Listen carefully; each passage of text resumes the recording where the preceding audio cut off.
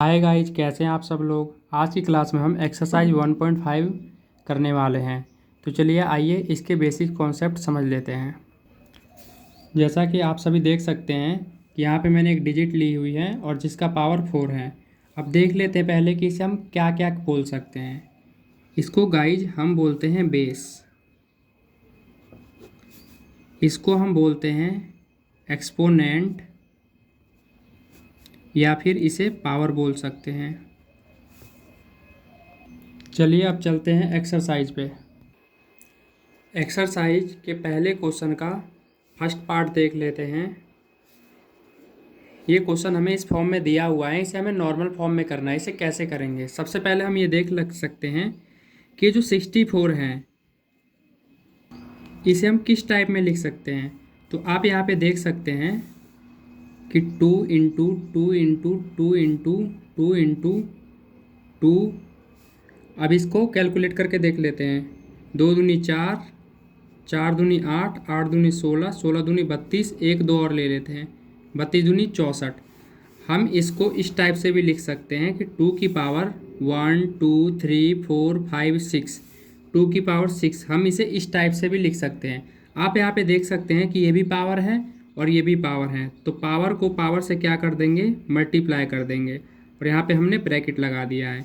अब ये पावर कितने बार पे कट जाएगा, 2 3 जा 6, ये 3 बार पे कट जाएगा। तो 2 की पावर 3 की वैल्यू क्या होती है, आप यहाँ पे देख सकते हैं। मैं यहाँ पे लिख देता हूँ, 2 की पावर 3 का मतलब है कि हम इसे 3 बार लिख सकते हैं। 2 2 जा 4, 4 2 जा 8। तो इसका सॉल्यूशन आ गया हमारे पास 8। क्वेश्चन होता है हमारे पास कंप्लीट। चलते हैं सेकंड पार्ट पे। इसका सेकंड पार्ट में हमें दिया हुआ है 32 की पावर 1/5। इसको भी इसी टाइप से हम देखते हैं कि 32 कितने बार पे आता है। देखते हैं, 2 2 जा 4, 4 2 जा 8, 8 2 जा 16, 16 2 जा 32। इट मीन्स हम देख सकते हैं कि यहाँ पे 5 बार 2 को मल्टीप्लाई करने पे 32 आ रहा है। तो हम यहाँ पे 2 की पावर 5 लिख सकते हैं और ये वाला पावर भी यहाँ पे लिख देते हैं। अब यहाँ पे आप देख सकते हैं कि एक पावर ऊपर है, एक पावर नीचे है और सेम बेस है, तो हमने इसको क्या कर दिया, कैंसिल कर दिया। तो हमारे पास क्या आंसर आ गया, 2 की पावर 1। और 2 की पावर 1 की वैल्यू क्या होती है, 2 ही होती है। क्यों, क्योंकि 2 की पावर 1 है, तो इसका मतलब 2 को हमें एक बार ही मल्टीप्लाई करना होता है। तो यहाँ पे हमारा आंसर आ जाएगा 2। अब चलते हैं इसके थर्ड पार्ट पे। थर्ड पार्ट में हमें दिया हुआ है 125 की पावर 1/3। अब ये देख लेते हैं कि 125 कितनी बार पे आता है और कौन से डिजिट में आता है। तो चलिए कर लेते हैं। 5 5 जा 25 और 25 5 जा 125 होता है। तो हमने यहाँ पर देखा कि 5 को आपस में 3 बार मल्टीप्लाई करने से 125 आ रहा है। मैं एक बार और करके दिखा देता हूँ। 5 5 जा 25, 25 5 जा 125। तो यहाँ पे हम इस टाइप से इसे लिख सकते हैं, 5 की पावर 1 2 3। और यहाँ पे भी आप देख सकते हैं कि ये भी क्या है, पावर है। तो ये आप देख सकते हैं कि ये ऊपर है और ये नीचे है, सेम बेस है, तो ये क्या हो जाएगा, कैंसिल हो जाएगा। तो हमारा आंसर क्या आ गया, 5 की पावर 1। और जिस भी डिजिट का पावर 1 होता है उसका आंसर सेम आ जाता है, वही डिजिट। फर्स्ट पार्ट हमारा होता है कंप्लीट। चलते हैं सेकंड पार्ट पे। इसके सेकंड पार्ट का फर्स्ट क्वेश्चन हम देख लेते हैं। हमें यहाँ पे दिया हुआ है 9 की पावर 3/2। अब हम इसे किस टाइप से लिख सकते हैं। हम इसे 3 इंटू 3 लिख सकते हैं, बिल्कुल लिख सकते हैं, क्योंकि 3 इंटू 3 क्या होता है, 9 होता है। तो इट मीन्स हम इसको इस टाइप में लिख लेते हैं कि 3 की पावर क्या हो जाएगी, स्क्वायर। क्यों, क्योंकि 3 2 बार है, तो हमने क्या कर दिया, 3 का स्क्वायर लगा दिया। और आप यहाँ पे देख सकते हैं इसकी पावर क्या है, 3/2। अब आप यहाँ पे देख सकते हैं, यहाँ पे 2 ऊपर है और यहाँ पे नीचे है, और सेम वे से हमने क्या कर दिया, कैंसिल कर दिया। तो हमारे पास क्या बचा, 3 की पावर 3। और 3 की पावर 3 क्या होता है, किसके बराबर होता है, चलिए आइए करके देख लेते हैं। यहाँ पे 2 ऑलरेडी हुआ है, एक 3 और ले लेता हूँ। क्यों, क्योंकि 3 की पावर 3 है, तो हमने 3 को 3 बार मल्टीप्लाई कर दिया। 3 3 9, 9 3 27। तो हमारा आंसर यहाँ पे आ गया 27। इसका सेकंड पार्ट देख लेते हैं। हमें दिया हुआ है 32 की पावर 2/5। अभी हमने पिछले पार्ट में ये देखा था कि 32 2 की पावर 5 के बराबर होता है। मैं एक बार दोबारा करके दिखा देता हूँ आपको। 2 इंटू 2 इंटू 2 इंटू 2 इंटू 2। अब कैलकुलेशन कर लेते हैं। 2 दूनी 4, 4 दूनी 8, 8 दूनी 16, 16 दूनी 32। इट मीन्स कि 2 की पावर 5 32 का क्या होता है, बराबर होता है। अब ये वाला पावर भी इधर मल्टीप्लाई में लिख देंगे, क्योंकि दोनों पावर हैं। अब पावर यहाँ भी पावर था और इसका ये पावर, तो ये दोनों आपस में क्या हो जाएगा, मल्टीप्लाई हो जाएगा। तो हमने क्या किया, अब क्या करेंगे आगे, जैसा कि हम पहले से करते आ रहे हैं। ये ऊपर है पावर, ये नीचे है पावर, सेम बेस है, इसको क्या कर दो, कैंसिल कर दो। अब 2 की पावर क्या बचा हमारे पास, 2, और 2 की पावर 2 किसके बराबर होता है, 4 के बराबर होता है। अब चलते हैं नेक्स्ट क्वेश्चन के इसी पार्ट के। थर्ड क्वेश्चन में हमें दिया हुआ है 16 की पावर 3/4। इसको हम कैसे लिख सकते हैं, चलिए आइए देखते हैं। 2 इंटू 2 इंटू 2 इंटू 2। अब आप यहाँ पे देख सकते हैं 2 दूनी 4, 4 दूनी 8, 8 दूनी 16। इट मीन्स 2 को 4 बार मल्टीप्लाई करने पे 16 आ रहा है। तो हम इसको ऐसे लिख सकते हैं 2 की पावर 4। ये 4 क्यों लिया, क्योंकि 2 को 4 बार मल्टीप्लाई करने पे हमारा 16 आ रहा है। अब ये जो पावर है ये इसके साथ क्या हो जाएगा, मल्टीप्लाई में। आप यहाँ पे देख सकते हैं कि ये 4 ऊपर है और ये नीचे है, सेम वे से हमने क्या कर दिया, कैंसिल कर दिया।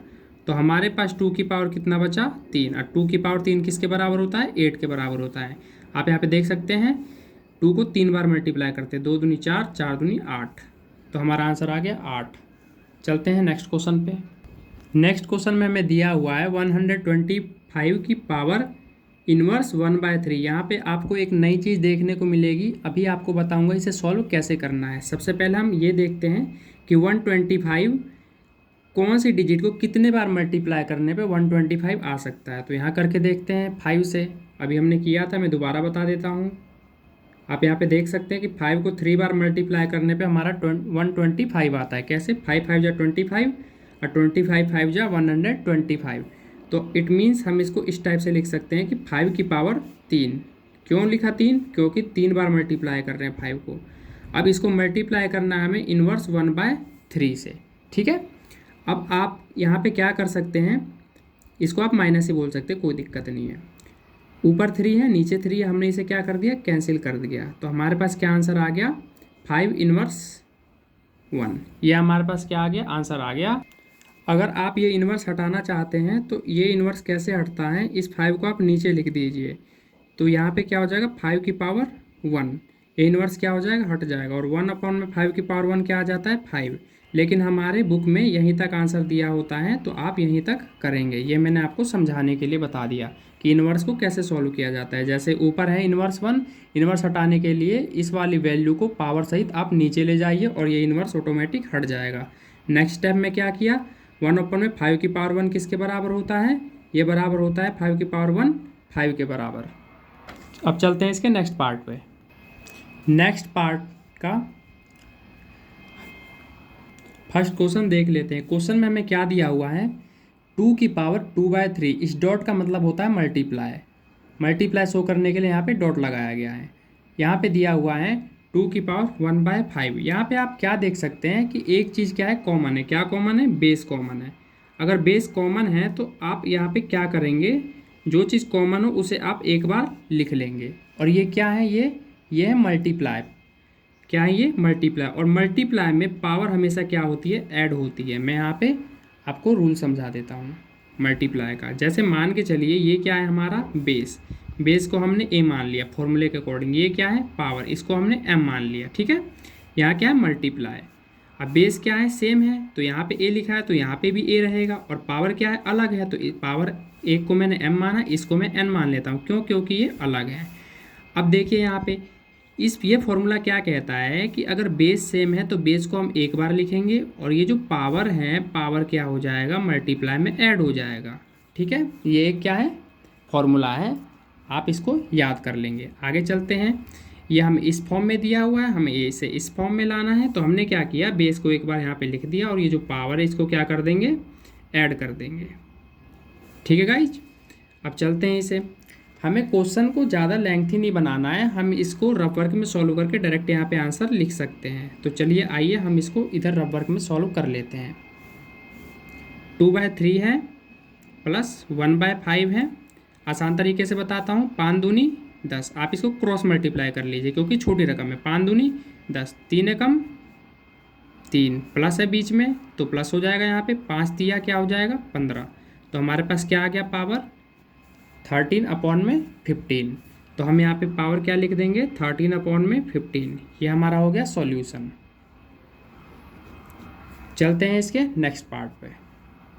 इसके नेक्स्ट पार्ट में हमें क्या दिया हुआ है, 1/3 और होल ब्रैकेट का पावर 7। इसका क्या मतलब होता है कि ये जो 7 है ये 1 का भी पावर है और 3/3 की पावर 3 का भी पावर है ये। तो इसको सॉल्व कैसे करेंगे, सबसे पहले हम क्या करेंगे, ब्रैकेट हटाने के लिए इसकी पावर सॉल्व करेंगे। तो कैसे सॉल्व करेंगे, चलिए आइए देखते हैं। अब आप जानते हैं कि 1 की पावर कितनी भी हो वो 1 ही होगी, क्योंकि 1 को आप जितनी बार भी मल्टीप्लाई कर लेंगे वो 1 ही होता है। तो इट मीन्स कि 1 की पावर 7 क्या हो जाएगा, 1 हो जाएगा। इसको हमने यहाँ सॉल्व कर लिया, आगे चलते हैं। अब यहाँ क्या है, 3 की पावर 3 है। तो आप यहाँ पे देख सकते हैं कि 3 की पावर 3 यहाँ पे लिखा हुआ है और ये भी क्या है, पावर है। अभी हमने प्रीवियस क्वेश्चन जितने भी किए आप देख सकते हैं कि जहाँ पे पावर एक साथ आ जाते हैं वहाँ क्या होता है, ये मल्टीप्लाई हो जाता है।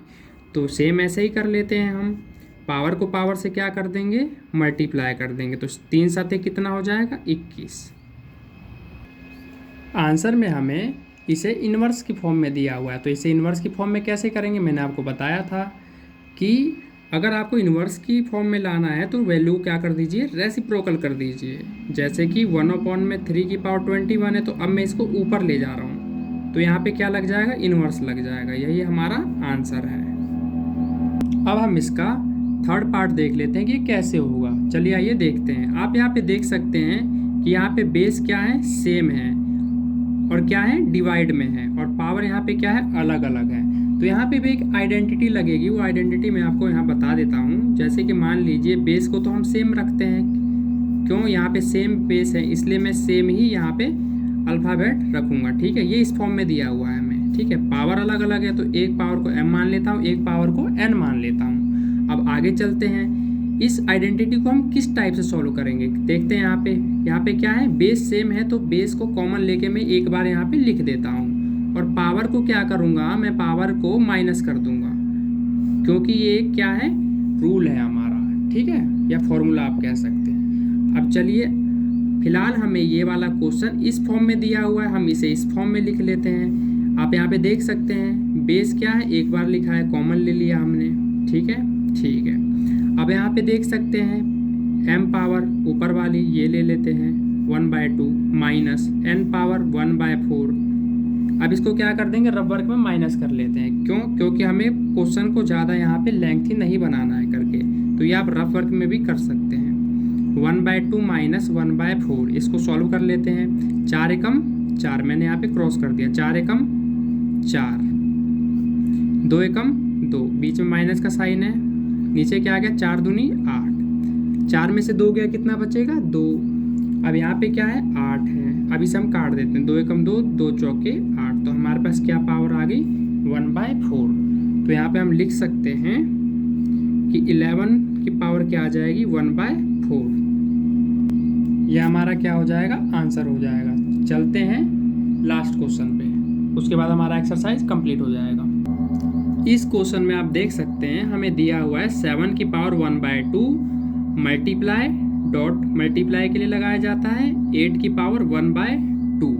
अब आप यहाँ पे देख सकते हैं कि यहाँ पे कॉमन क्या है, कॉमन यहाँ पे हमारे पास बेस है। क्यों, बेस दोनों में क्या है, बराबर है, सेम है मतलब। तो हम क्या करेंगे, इस पावर को ही कॉमन ले लेंगे। वो कैसे करेंगे, 7 × 8 लिख देंगे और इस पावर को कॉमन लेके यहाँ पे एक बार लिख देंगे। उसके बाद हम क्या करेंगे, 7 8 जा हमारा होता है 56, और इसकी पावर 1/5 यहाँ पे हम लगा देंगे। यही हमारा क्या हो जाएगा, आंसर हो जाएगा। आई होप कि आपको सवाल समझ आ गया होगा। अगर वीडियो आपको अच्छी लगी हो गाइज तो वीडियो को लाइक करें, शेयर करें, और इसी तरह के वीडियोज़ देखने के लिए हमारे चैनल को सब्सक्राइब जरूर कर लें। धन्यवाद।